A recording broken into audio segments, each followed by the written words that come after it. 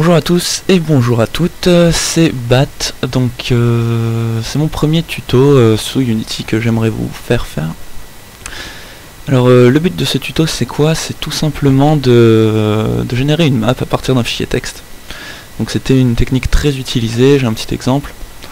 Avant, où en fait des éléments de jeu étaient découpés tous de la même taille.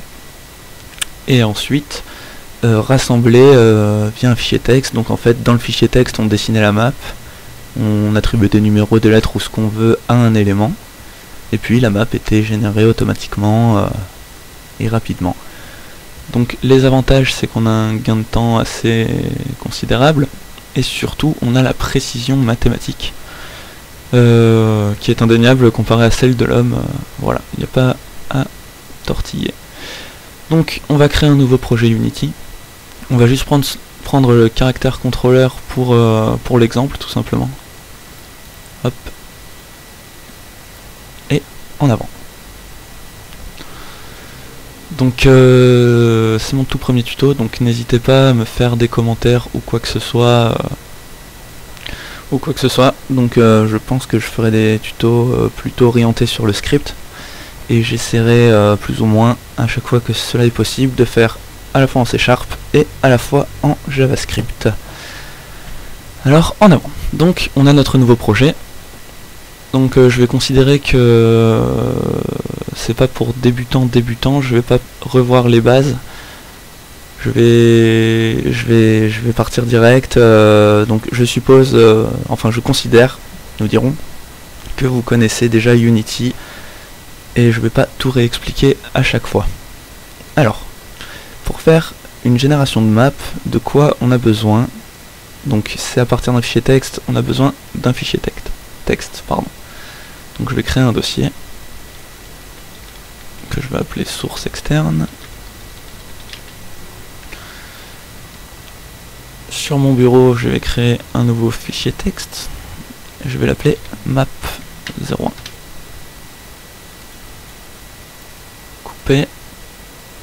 On va dans notre projet, source externe, et je vais le placer ici. Alors, on a notre petit fichier texte. Maintenant, reste à dire à Unity, voilà, tu prends ce fichier texte, tu regardes ce qu'il y a dedans, et moi, intelligemment, je vais faire quelque chose. Alors, comment va marcher notre petit programme? Donc, tout simplement, dans notre fichier texte, on va marquer des choses, et puis Unity, lui, va interpréter. Donc, pour interpréter ça, il va falloir qu'il place des objets comme on l'a spécifié dans notre fichier texte, et pour ça il va falloir des préfabs. Alors je vais créer un cube, voilà, et puis un autre. Ch'touk. Vous allez comprendre pourquoi. Alors, je vais créer un nouveau dossier matériel, et je vais faire deux couleurs pour bien les distinguer. Donc je vais en faire un noir, par exemple, et un deuxième matériel blanc, histoire de... Alors, je vais attribuer blanc à l'un, noir à l'autre. Je vais sur noir, je lui mets bêtement la couleur noire. Et blanc, bon par défaut il est déjà blanc, mais... ouais, il est déjà blanc. Mais si on a envie de modifier la couleur pour après, c'est possible. Ensuite, je vais créer un nouveau dossier, et celui-là je vais l'appeler prefabs. Donc un préfab dans Unity, petit rappel, c'est un objet qui a certaines propriétés, et l'avantage est qu'on peut le dupliquer à l'infini, il garde tout le temps les mêmes propriétés. Donc si on veut modifier des milliers d'objets, par exemple mon petit cube noir, si tout à coup je veux qu'il soit bleu, je pourrais très bien modifier juste sa couleur, et à chaque fois que je dupliquerai cet objet là, il sera bleu. Donc préfab, je vais l'appeler cube noir, et je vais en faire un deuxième, tac, et je vais l'appeler cube blanc. Alors je vais glisser mon cube blanc, tac, là-dedans, et mon cube noir dans cube noir. Donc pour prouver ce que je disais tout à l'heure, si je prends un cube noir, tac, il a les mêmes propriétés. Et si je modifie cube noir en rouge, c'est tous les autres qui prennent. Donc là est l'intérêt. Ok, très bien. Donc j'ai fait mes petits préfables, j'en ai plus forcément besoin. Et maintenant on va commencer la partie que je trouve moi entre guillemets la plus intéressante et qui est le script et l'interprétation de tout ça. Alors, je vais créer un nouveau script, où là j'ai fait n'importe quoi. Je vais l'enlever. Donc je vais créer un nouveau dossier que je vais appeler script. Hop là. Et là-dedans je vais créer mon nouveau script. Donc je vais l'appeler générateur map. Voilà, tout bêtement. Donc ça c'est du C#. Et je vais créer un JavaScript que je vais aussi appeler générateur map JS pour la petite distinction. Alors, je vais commencer par le C#, tiens. La logique est tout à fait la même dans tous les cas, c'est juste l'interprétation du logiciel qui change. Mais voilà, quand on programme quelque chose, il faut savoir que de toute manière, d'abord c'est de l'algorithmie, et après un langage de programmation. Donc c'est celui où on est le plus à l'aise avec, généralement qui trône. Mais c'est tout. Voilà.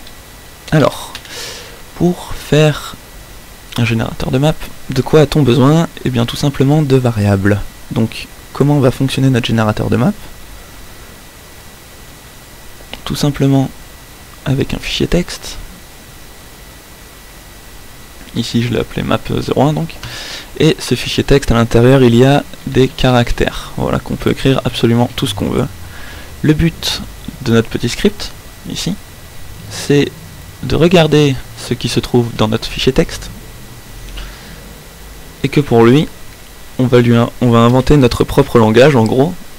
Et lui dire, je sais pas... si tu rencontres un F par exemple, tu me mettras un petit cube noir. Si tu me rencontres un D, tu mettras un cube blanc. Et après, l'avantage, c'est qu'on peut décliner ça à l'infini. Donc on peut avoir autant d'éléments qu'on veut, tant qu'on reste dans la limite de tous les caractères qu'on peut trouver sur un clavier. Mais je pense que pour un début, c'est franchement raisonnable. Sachant qu'on peut toujours pousser la programmation plus loin. Et après, on pourrait fonctionner par mots-clés ou je ne sais quoi. Mais là c'est vraiment pour faire son premier générateur de map tout basique. Donc ça va rester sur de la 2D, etc. Alors, pour commencer, on va avoir des variables publiques. Donc, qu'est-ce que je vais avoir? Je vais prendre un transform.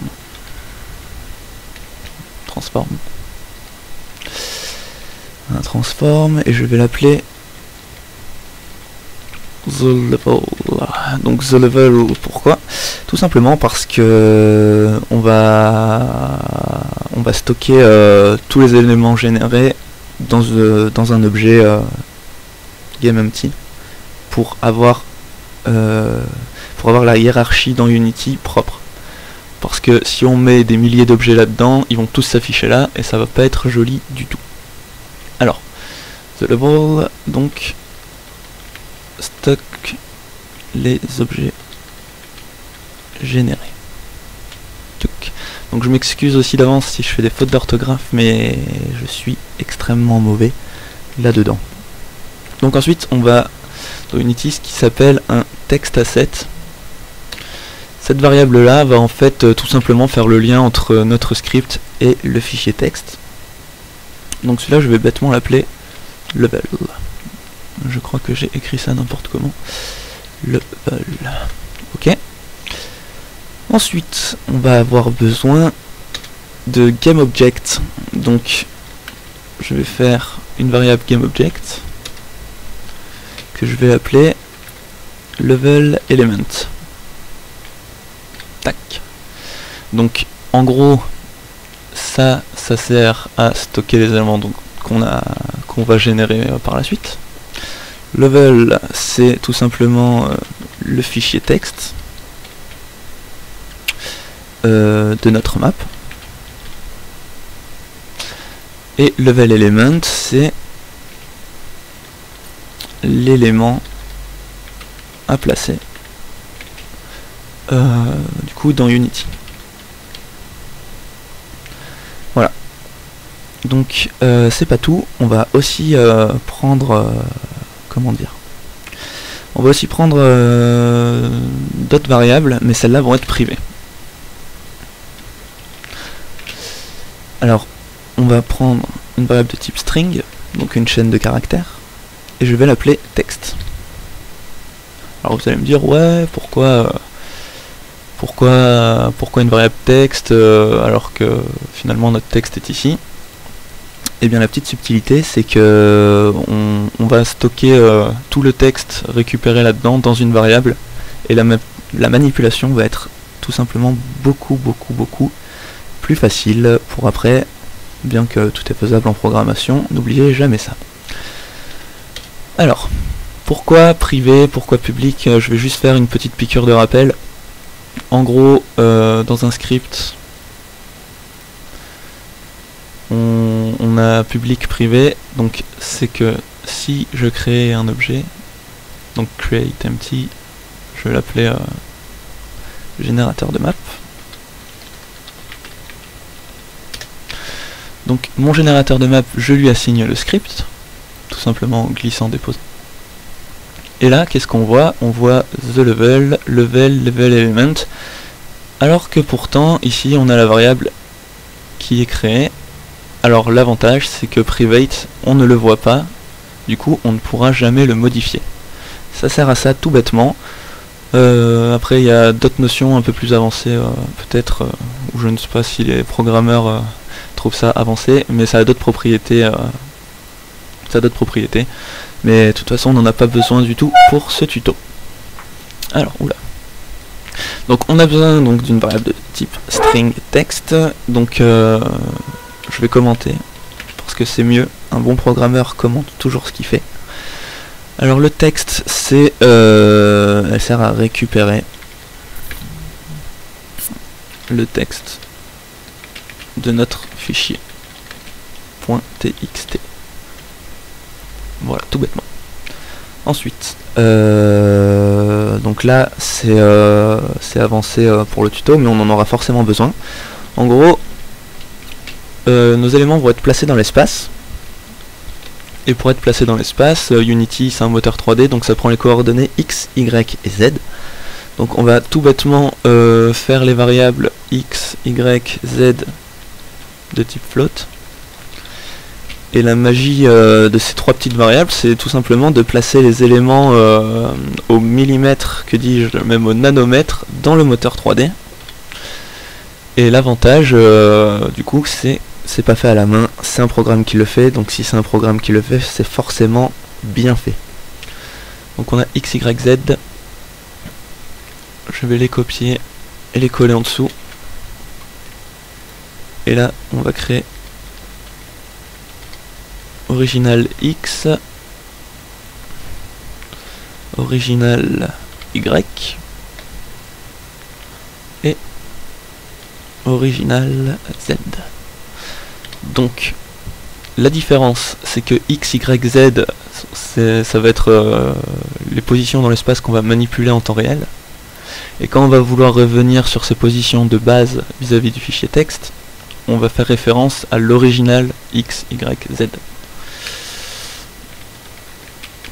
Donc le x, c'est le point x dans l'espace de Unity. Le point y, c'est pareil, mais tout simplement avec la position y. Et le point z, idem pour lui.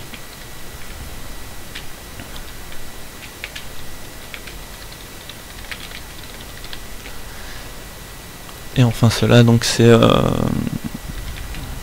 la ne jamais oublier les doubles slash. Donc la toute première valeur attribuée à, donc là on est à x,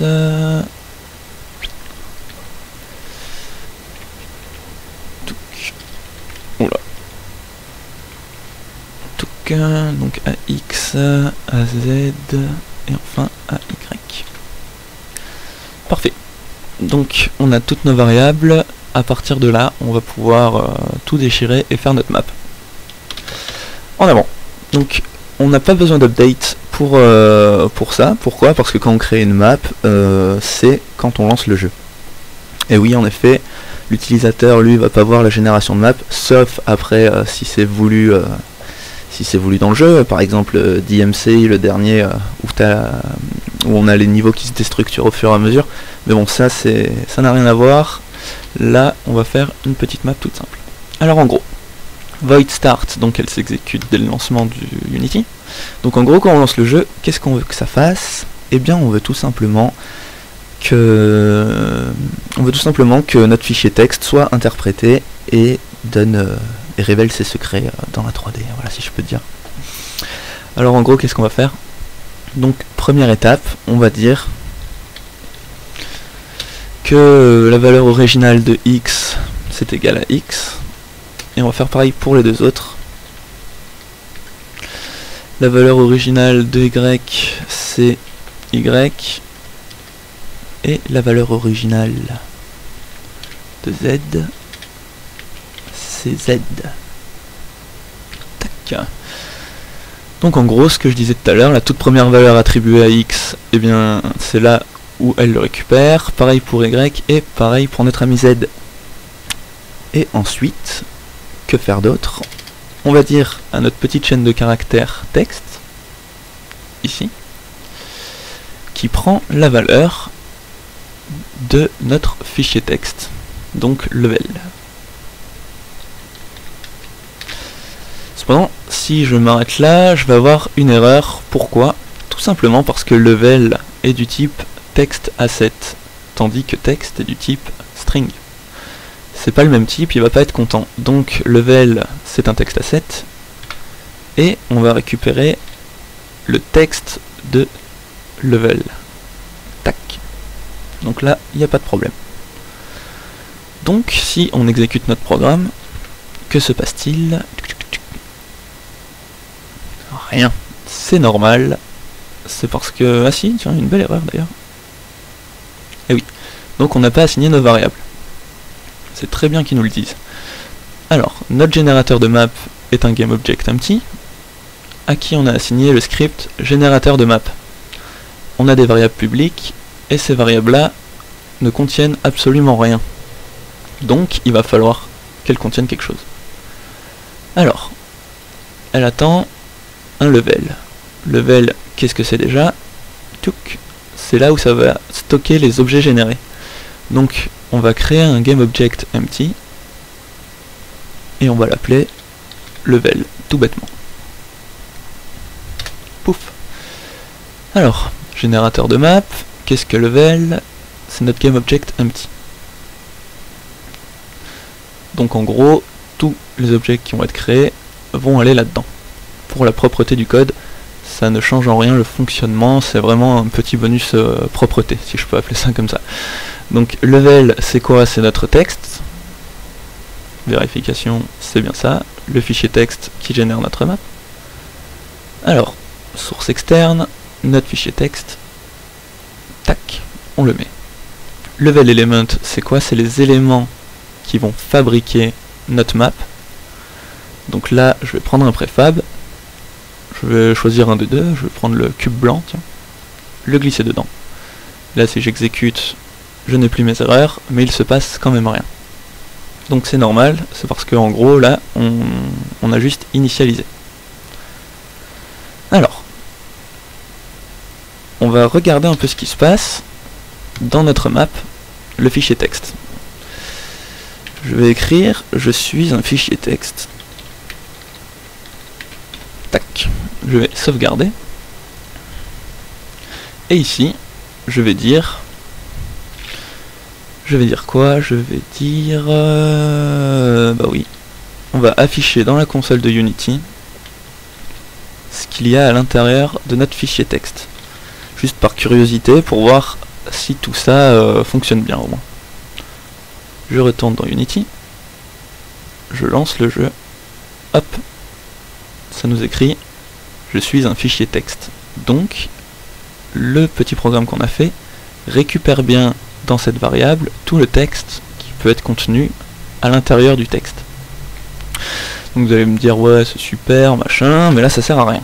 En effet pour l'instant ça sert à rien, mais on va aller plus loin. Alors pour parcourir tout le fichier texte intelligemment si je puis dire, on va dire en fait de regarder lettre par lettre le fichier texte pour pouvoir interpréter notre propre langage si on a envie, sachant que ça a pour but d'avoir une lettre, un objet à placer dans le monde. Alors, on va faire une boucle for pour ça. For est génial parce que ça sert tout simplement à parcourir quelque chose qui a une fin et dont on connaît la fin. Donc en gros, on va partir de 0. La fin de notre boucle, c'est la longueur de notre texte. Donc text.length, ici. Et on va à chaque fois augmenter au fur et à mesure. Donc, qu'est-ce qu'on va faire au tout début? On va juste afficher lettre par lettre ce qui se passe pour voir si ça marche bien. Alors, debug log de quoi? De texte. Point substring. Donc je vais expliquer substring dans un instant. I sur un point virgule. Alors, oula, j'ai oublié de fermer une parenthèse. Touc. Alors, à quoi sert substring pour une chaîne de caractères? Eh bien, tout simplement à retirer un élément sur une longueur donnée. Donc, en premier, ça prend deux paramètres. Donc, en premier, on lui dit quel est le numéro de l'élément qu'on veut regarder. Donc, en gros, si j'écris Toto, pour faire simple, la toute première lettre est considérée comme l'élément 0, la deuxième lettre comme l'élément 1, la troisième le 3, etc., etc., ainsi de suite. Donc ici, en gros, on lui dit laquelle il veut regarder. Donc, dans la boucle for, ça commence à 0, donc on lui dit de regarder en gros la 0, parce qu'ici on lui passe i, donc c'est la valeur de i qu'il prend. Et ensuite, on lui met un deuxième paramètre, et ce paramètre-là, en gros, c'est sur quelle longueur je prends. Donc, en gros, je lui dis, tu regardes le 0, donc le t, donc il se place ici, et ensuite je lui dis, tu n'en prends qu'un, donc là il prend que t. Si j'avais mis 2 par exemple, il aurait commencé à t, donc le 0, et il aurait pris 2 lettres, donc le t et le o. Si j'avais mis 3, il aurait pris les 3 lettres, 4, etc. Donc là je veux juste qu'il analyse une seule lettre, donc je laisse 1. On va exécuter notre petit programme et regarder ce qui se passe. Tac. Donc il décompose bien correctement le fichier. Donc je, espace, suis, un fichier texte, sachant que j'ai écrit ça n'importe comment. Ok. Donc je suis un fichier texte. Hop, donc ça marche, on est content. Seulement là, au lieu d'afficher, on veut qu'il place un élément. Tac. Donc dans notre fichier texte, je vais rester appuyé sur B. Tac. Je vais rester appuyé sur B, et ici, du coup, il va tout décomposer mon fichier texte.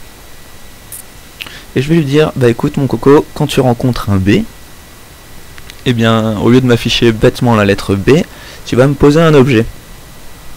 Donc pour commencer, je vais en mettre 3. Tac. Alors, comment regarder si c'est bien la lettre B? Eh bien tout simplement, on le dit en français, donc c'est pareil en programmation, avec un si. Donc, si, récupération de la lettre, comme tout à l'heure, si text.substring. Donc qu'est-ce qu'on va regarder? Comme tout à l'heure, le i sur 1. Donc si mon premier élément, petite astuce de programmation, quand on teste un caractère ou de l'écriture, on peut rajouter toujours to lower, ce qui veut dire que ça force la lettre testée à passer en minuscule.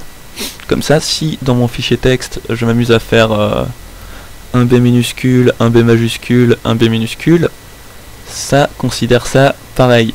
Après, on n'est pas obligé de le mettre, et dans quel cas le B minuscule et le B majuscule ne seront pas du tout les mêmes éléments. Donc ça peut rajouter des caractères pour de nouveaux objets dans notre générateur de map. Mais bon, moi je préfère jouer la sécurité entre guillemets. Et voilà. Donc en gros, si tu rencontres un B,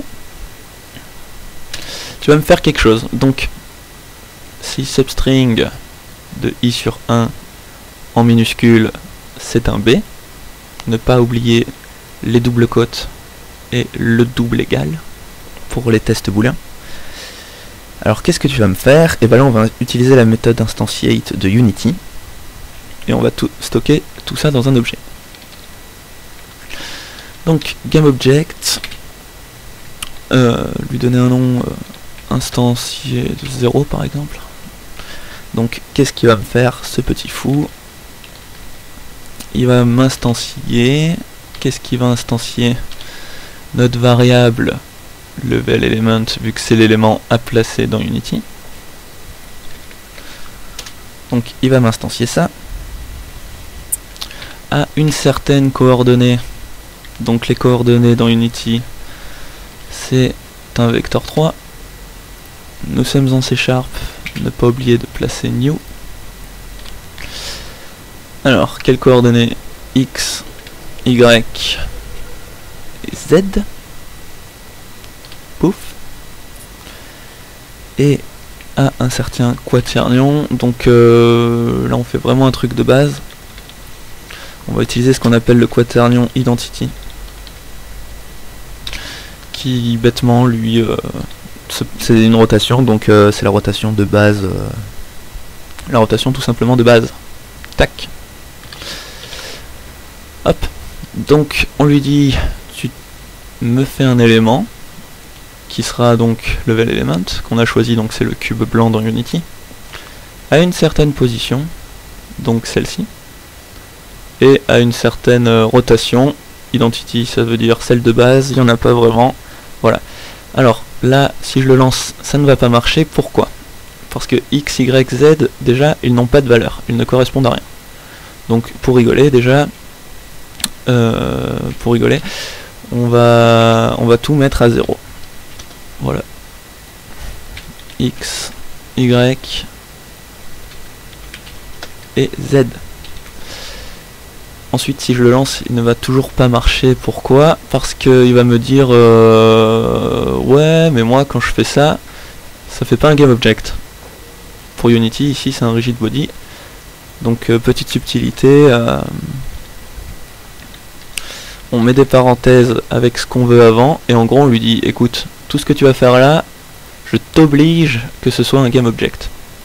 Et là du coup il sera content.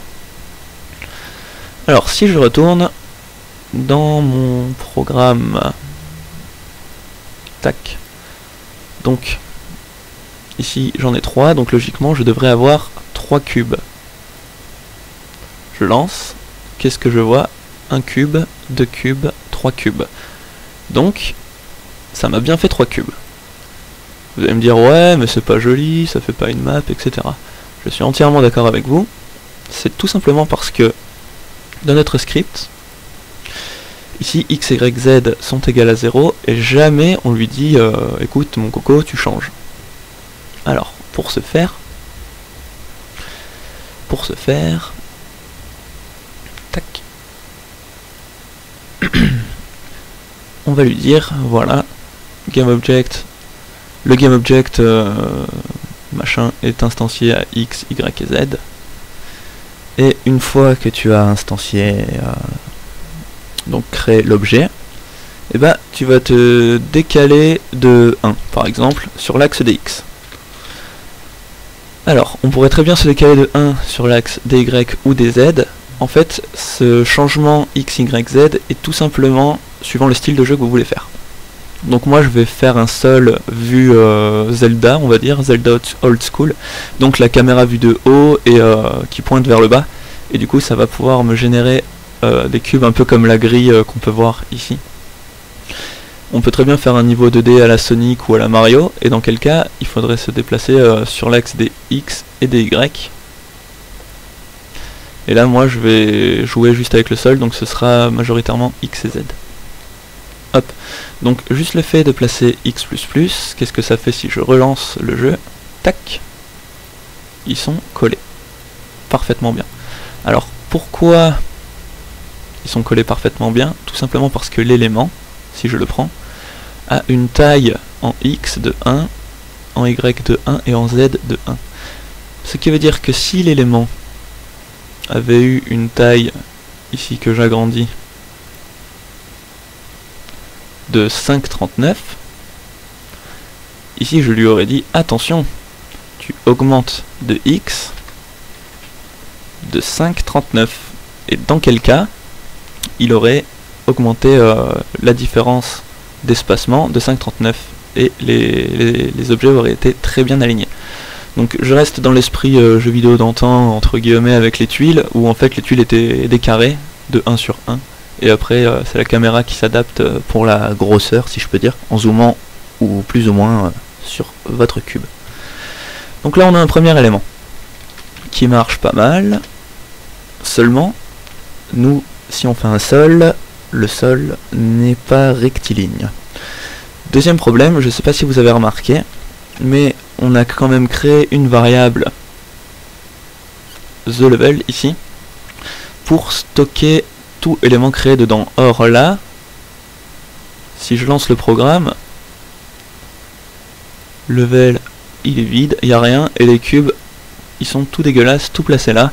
Or on a dit, qu'est-ce qu'on a dit? On a dit qu'on voulait de la propreté. Donc là si j'avais instancié 1000 cubes, il y aurait 1000...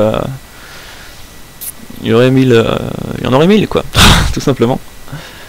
Alors preuve à l'appui, je vais copier tout ça jusque là-bas,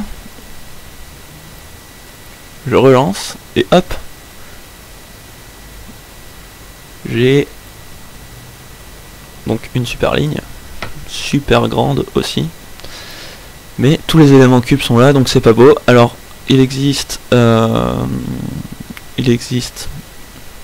une petite fonction pour ranger un cube.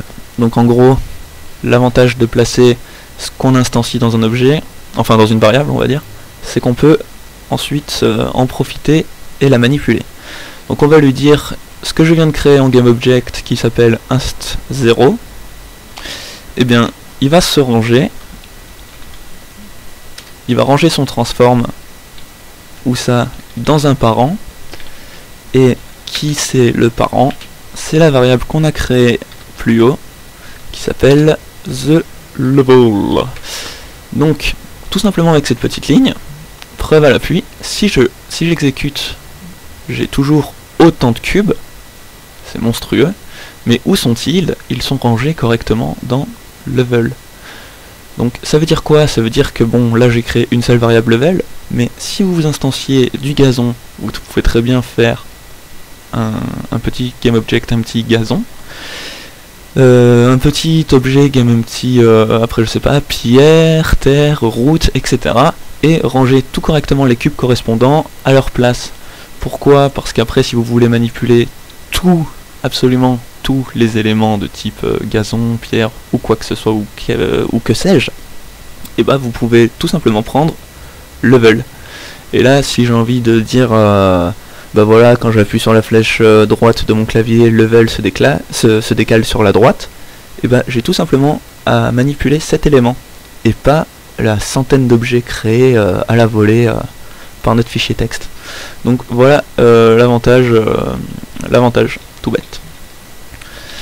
Donc on a sur un seul axe, pour résumer, notre générateur de map qui fonctionne, on est content. Cependant, maintenant on aimerait un seul c'est pas un seul axe, sinon ça s'appelle une route. Cependant, que faire? Donc, tout simplement, rajouter des éléments. Alors, rajouter des éléments, ok. Mais comment? Notre fichier texte, là, si je fais que des B comme ça, que je vais à la ligne, que je refais des B, je retourne à la ligne, je fais d'autres B, et ainsi de suite, comme ceci. Est-ce qu'il va comprendre saut de ligne ou pas? Je vais regarder. En juger par tous les cubes créés, il a clairement pas compris et il a généré tous les cubes à la volée. Alors pour ce faire, comment faire? Eh bien tout simplement, comme on peut créer autant de caractères qu'on veut dans notre fichier texte, on va lui en créer un spécial et on va lui dire bah écoute mon coco, quand tu rencontres ce caractère là, et bah tu te décales. Alors moi je vais mettre slash, mais vous pouvez faire ce que vous voulez. C'est-à-dire si vous avez envie de mettre A, mettez A. Si vous voulez mettre un 0, vous mettez 0, une étoile, etc. Un accent circonflexe, ça marche avec tout, même les trémas ou... Enfin bref, vous pouvez lâcher votre imagination. Tous les caractères que vous utilisez très rarement sur votre clavier sont les bienvenus. Alors, je mets des slash à la fin et je vais lui dire à Unity, avec mon script, écoute mon coco, tu rencontres un slash, qu'est-ce que tu fais? Et bah tu sautes à la ligne. Alors, tuc. En gros, je vais faire une deuxième condition. Donc un else if. Alors, else if quoi? Donc, on va prendre la même condition, ici.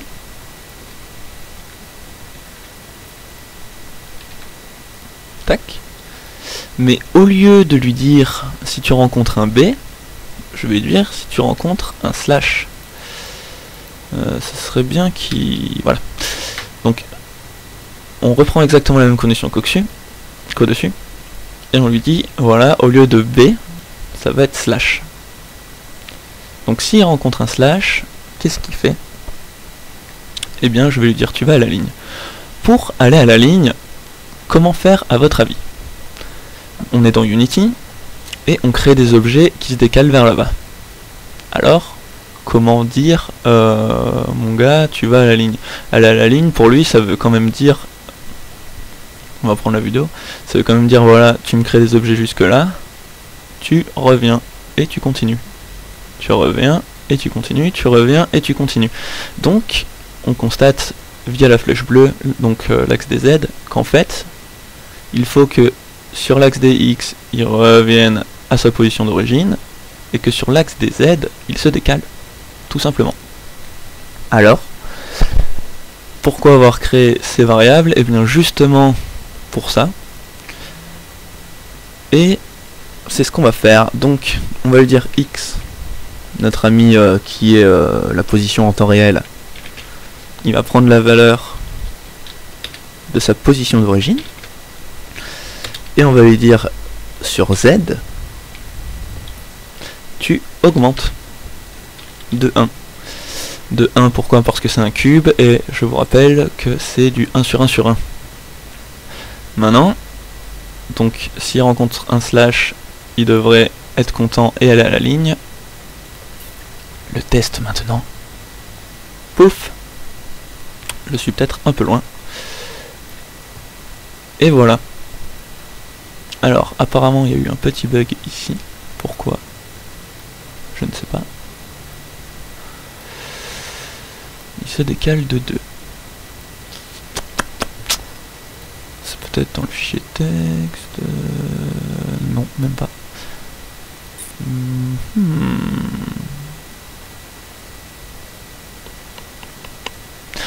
Ah oui, bien sûr.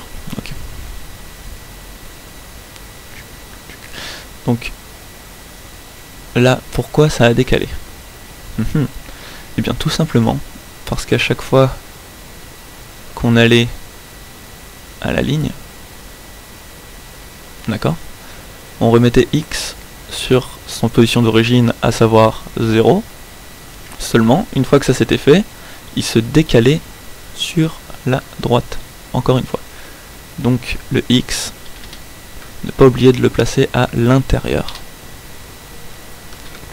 Donc une fois qu'on a rencontré un B, on se décale. Et c'est seulement dans cette condition-là. Alors, logiquement, si je relance, ça devrait être plus joli. Et c'est le cas. Alors, on peut remarquer, si on prend le fichier texte, on rapetit un petit peu, que si on compare la forme de notre fichier texte avec ce qu'on obtient là, c'est la même forme. Bon là c'est un peu pas joli. Pourquoi? Parce qu'il y a des B majuscules, des B minuscules. Donc ça fausse un peu l'œil. Mais si j'enlève tous ces B majuscules,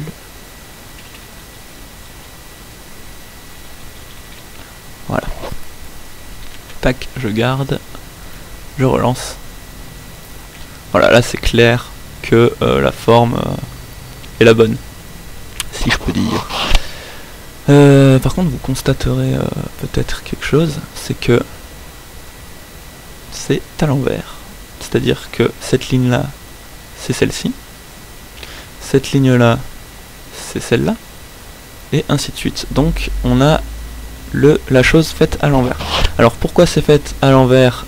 Eh bien, c'est très simple. C'est parce que ici, on met Z++. D'accord? Or, quand on va dans le positif de l'axe des Z, ça monte. Donc il génère la map à l'envers. Si on veut vraiment une ressemblance indéniable avec ça, il suffit de mettre Z-. Après, la map est générée dans tous les cas, mais si vous voulez faire quelque chose de précis, quand même, faut pas pousser mes mails dans les orties. Hein. Autant mettre Z-. Donc, ça me crée un espèce de sol, si je peux dire.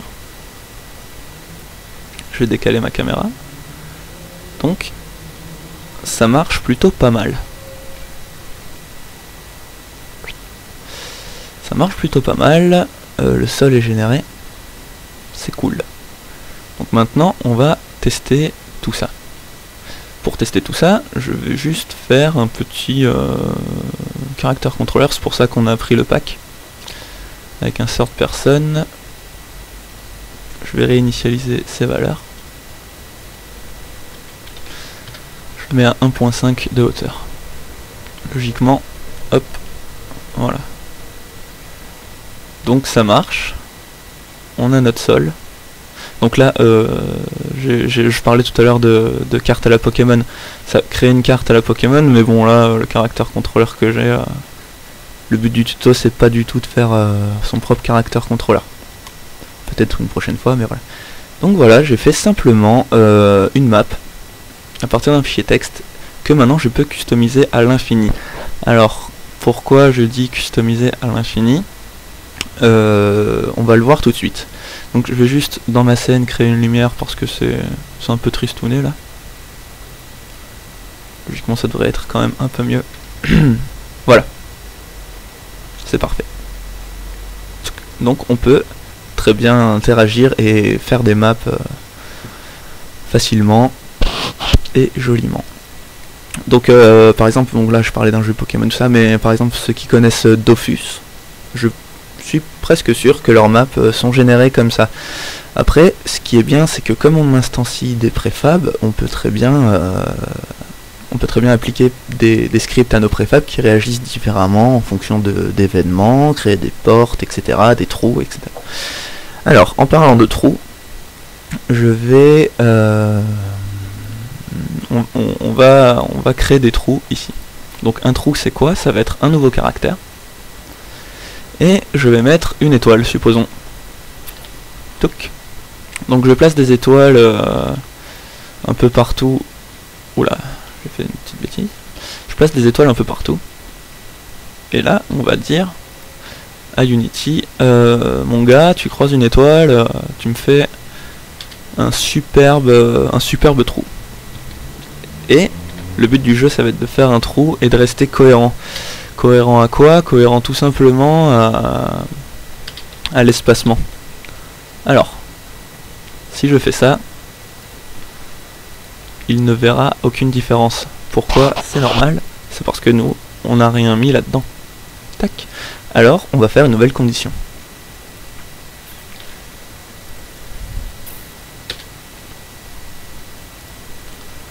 Touc. Si tu vois une étoile, et bien qu'est-ce que tu fais? Et bien là ça ressemble plus à ce cas de figure. On n'a pas besoin d'aller à la ligne, il est toujours dans la map, donc on va instancier du vide. Pour instancier du vide, comment on fait? Et bien tout simplement on n'instancie rien et on se déplace simplement sur l'axe des X. En faisant ça, il va se décaler de 1, il n'aura rien créé et ça va nous faire un trou.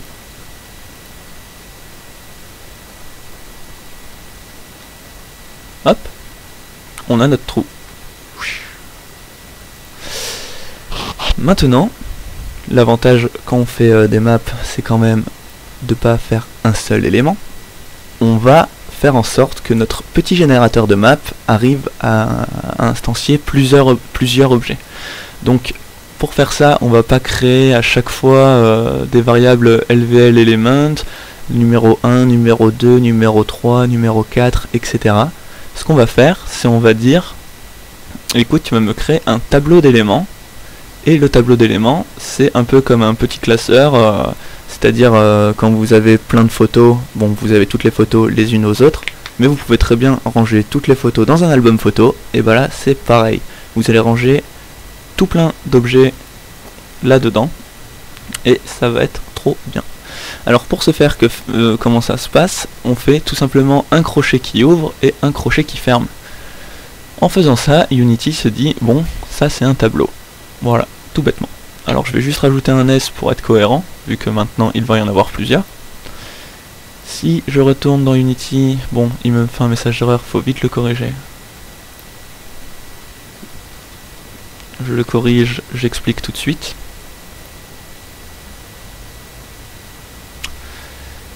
Oui, en effet, j'ai rajouté un S, ce serait bien de le faire partout. Voilà. Donc si je retourne sur mon petit objet générateur de map, tac, on constate que LVL Element n'a plus du tout la même tête, et maintenant il a une tête comme ça. Alors, cette tête comme ça, c'est tout simplement un tableau. On lui dit combien y en a-t-il. Donc là, je vais lui dire 2, et on retrouve le design d'avant, donc on va glisser des éléments. Donc je vais dire l'élément 0, ce sera un cube blanc, et l'élément 1, un cube noir. Oula. Alors, on va lui dire en gros, si tu rencontres un B, B comme blanc, j'avais prévu le coup, et si tu rencontres un cube noir, ce sera noir. Alors, je vais alterner des BN, tac, je mets un slash, je copie, je colle,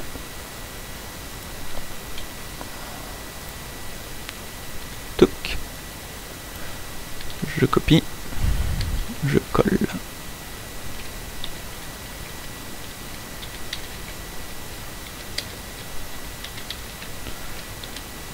Et voici. Alors, comme on peut le voir, ça fait un espèce de damier de BN. Si je lance, il me fait que les blancs. Pourquoi? Eh bien, c'est normal, me diriez-vous. Maintenant, je devrais limite entendre des insultes. On n'a rien fait dans le script. Et oui, pour lui, N, il connaît pas. Du coup, on va rajouter tout simplement une condition. Donc la condition, c'est exactement la même que celle-là, seulement on lui dit au lieu de créer un objet blanc, mon gars, tu fais un objet noir. Donc j'ai tout à l'heure corrigé ça, qui était comme ça, et ensuite que j'ai rendu comme ça. Pourquoi ça corrige? Eh bien un tableau, comme c'est un album photo, enfin on peut comparer à ça, et quand on veut cibler une photo, il suffit tout simplement de dire, voilà, c'est l'album photo X, donc là qui s'appelle LVL Elements, et je veux la photo numéro 0. Oui, parce que les tableaux commencent toujours à 0. Du coup, c'est mon album photo LVL Element, donc mon tableau, et je veux l'élément 0. Pourquoi l'élément 0? Parce que je sais dans Unity que l'élément 0 ici, c'est le cube blanc. Donc B blanc, élément 0, ça sera bon. Je vais tout simplement copier ceci. faire une condition juste en dessous. Tac. Je colle exactement le même contenu que l'autre, seulement au lieu que ce soit l'élément 0, ce sera l'élément 1, parce que je sais que l'élément 1 c'est le noir. Donc la condition c'est la même, mais au lieu de dire quand tu croises un B, on va lui dire quand tu croises un N. Et attention, la puissance monstrueuse de tout ça. Tac. J'ai créé une super map damier. Donc là, vous allez me dire, ouais, c'est un damier, rien d'exceptionnel.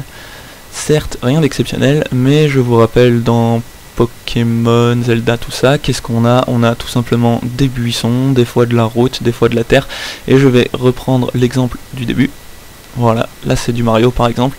Mais on crée des blocs, voilà, on peut faire des vagues, on peut faire des petits trucs sympas, des blocs, on peut instancier autant qu'on veut les petites boîtes surprises, des grosses boîtes surprises, enfin voilà, les possibilités maintenant deviennent carrément infinies.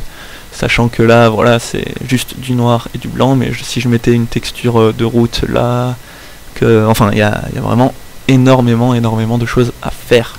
Et ça, c'est bon. Ça, c'est bon. Pour ceux qui ne connaissaient pas ce petit personnage, juste petite astuce pour régler le problème, il court tout le temps. Je sais pas si vous avez remarqué. Pour régler ça, vous avez ici dans Third Person Controller, quand on clique sur l'objet, Idle Animation, Walk Animation, Run Animation et Jump Animation. Et vous voyez que c'est missing.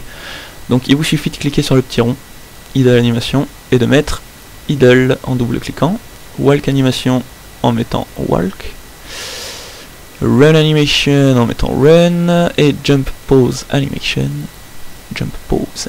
Yeah, ça défonce. Si je fais Play, on voit maintenant que ce petit perso est mieux animé. Pour courir, c'est la touche Shift, pour ceux qui connaissent pas, et sauter, c'est espace. Voilà, c'était l'astuce de tonton du jour. Bon, voilà, on a notre petit générateur de map qui est fait. Donc maintenant, libre à vous de rajouter des éléments ou pas, tout simplement en copiant ceci, en rajoutant l'élément 2 par exemple, et surtout en n'oubliant pas que si vous rajoutez élément 2 dans votre code, il faudra rajouter, bien sûr au générateur de map, l'élément 2 pour de vrai.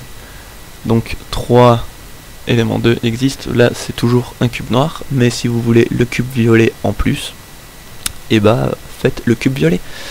Par exemple, je copie mon cube noir, raccourci CTRL D si vous voulez dupliquer. J'appelle tout ça cube violet. Je suis pas un ouf. Je passe ça en violet, sinon ça ne sert à rien. Ah oui, comme j'ai dupliqué. Ça ne sert à rien, ouais, bon. N'écoutez pas ce que je dis. J'ai fait n'importe quoi. Bon, vous créez un nouveau préfab. Cube violet. Cube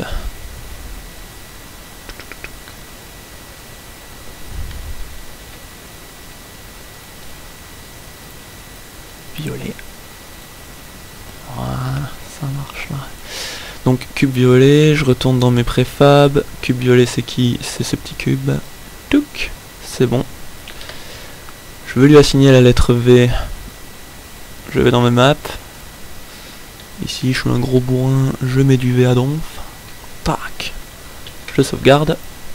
Mon générateur de map, pour vous montrer à quel point c'est simple, je copie ça, je colle, je lui dis c'est pas un N, c'est un V. C'est l'élément quoi? C'est l'élément 2. Touc. Générateur de map, qu'est-ce que l'élément 2? C'est un cube noir. Vous êtes fou, c'est un cube violet.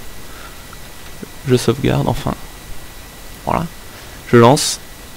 Mon dieu, une ligne violette. Donc maintenant, c'est à vous de créer intelligemment dans votre fichier texte un truc joli, si je peux dire. Donc voilà, vous faites une route, etc. etc. quoi. Donc maintenant, le but, c'était tout pour notre générateur de map. Je vous laisse découvrir le reste. Enfin, découvrir le reste. Je vous laisse être créatif, tout simplement. Parce qu'avec ça, on peut quand même faire la vaisselle. Et c'est sûr. Et du coup, maintenant, ce qu'on va faire, on va tout simplement réécrire ce code en JavaScript. Pour ceux qui ne connaissent pas C# ou qui sont un peu effrayés. Donc je vais pas tout réexpliquer en JavaScript, je vais juste faire la transposition, si je peux dire. Et en avant. Alors, on n'avait pas besoin de update. Nous avions toutes ces variables. Une variable en JavaScript ne s'écrit pas comme ça.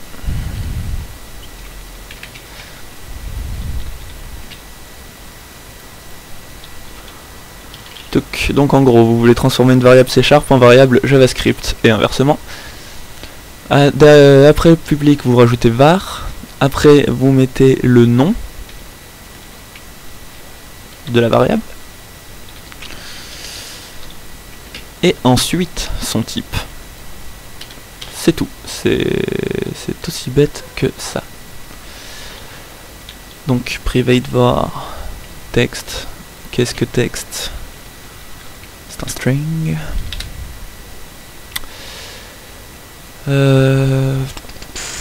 Oulala.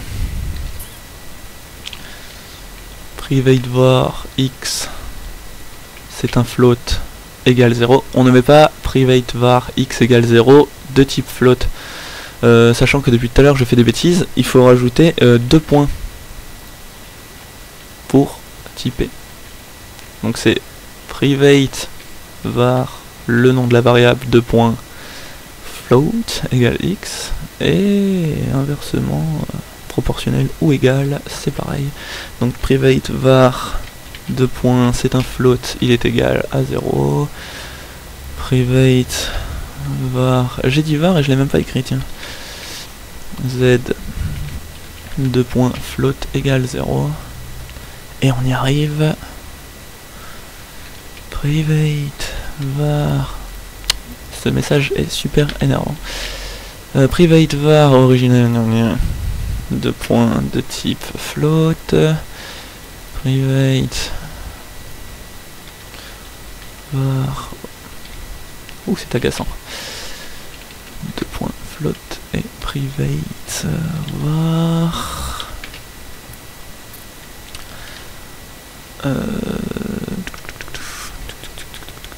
original z 2 points float. On est content, on re-regarde ici ce qu'on a. On copie de manière rapide et subtile. On colle.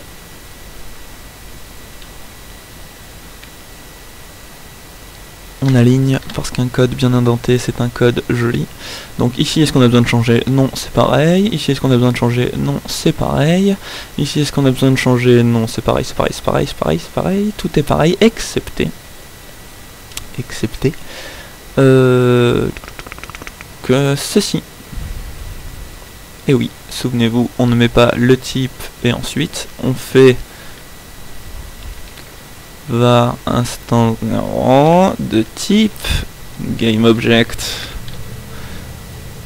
Et là, il est content.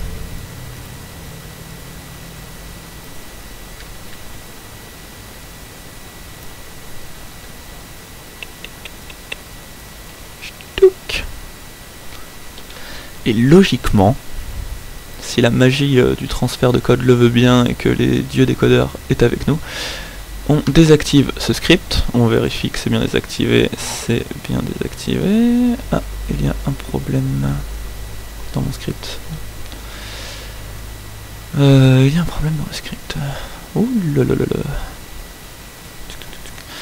Apparemment, il y a un problème de point virgule. Où ça? Problème de point virgule, je n'y crois guère. Ah oui. Vous voyez comme quoi La fourbe s'était cachée, je l'ai pas vue. Autant pour moi, donc c'est bien private var level de type transform. Tac, je sauvegarde. Ah oui, bien sûr. Encore une fois, var i égale 0.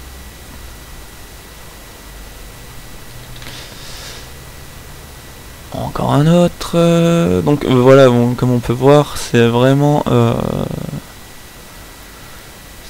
le changement de nom de variable, la manière de procéder est vraiment la même de chez même. Non, elle est pas contente. Alors ça, peut-être que ça n'existe pas en JavaScript. Allez savoir. C'est fort probable même, j'ai envie de dire.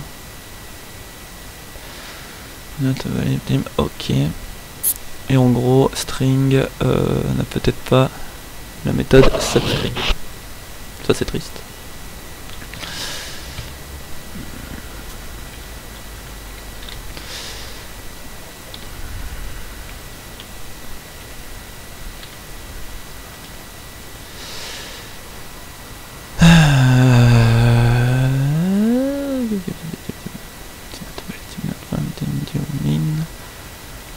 Strongbox, qu'est-ce qu'il me raconte?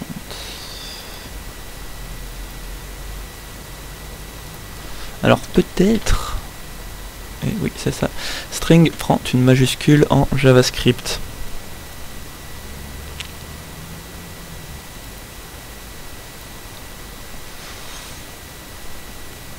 Et du coup, substring en JavaScript, c'est simplement...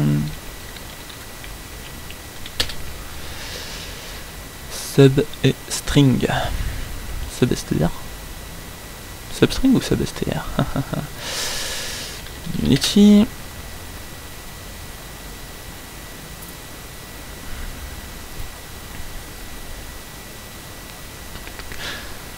Alors, bring vos barres, point. Donc c'est bien substring.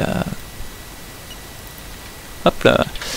Substr, je crois que c'était en autre chose. Et il y a déjà une variable qui s'appelle... Ah oui, alors... JavaScript est un peu capricieux.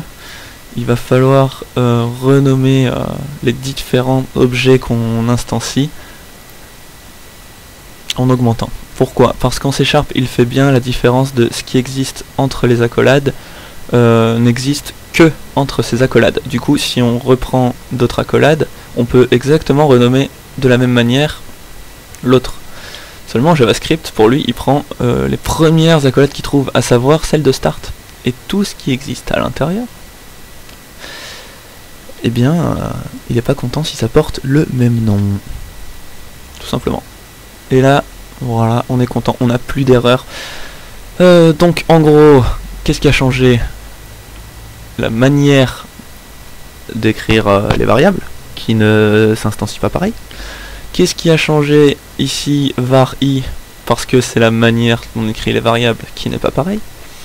JavaScript est plus permissif, du coup on a enlevé les parenthèses GameObject parce que JavaScript lui il s'en fout finalement. Et on met var. Ça c'est le côté très permissif de JavaScript et qui est franchement sympathique. Voilà.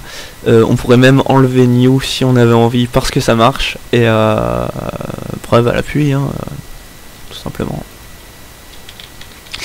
Parce que ça marche et c'est permissif. Le C# est un peu plus rigoureux sur sa manière d'être écrit.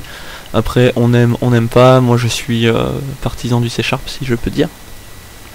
Mais bon, ça, c'est ma vie. Donc, si je lance, il se passe rien. C'est normal. On assigne le générateur de map.js. On retrouve exactement les mêmes choses. Donc, il faut tout reparamétrer. Donc, qu'est-ce que level? C'est ça. Qu'est-ce que level? C'est notre texte. Les level elements, il y en a 3. Qu'est-ce donc que les level elements? C'est le blanc, le noir, le violet. Je lance et je croise les doigts et... même pas besoin de croiser les doigts, j'étais sûr que ça allait marcher. Donc ça marche impeccablement, c'est magnifique. Désolé si ça rame un tout petit peu sur la vidéo, c'est la capture de vidéo qui fait ça. Mais bon, c'est pas trop dégueulasse non plus, faut pas abuser. Donc voilà, on a créé notre générateur de map.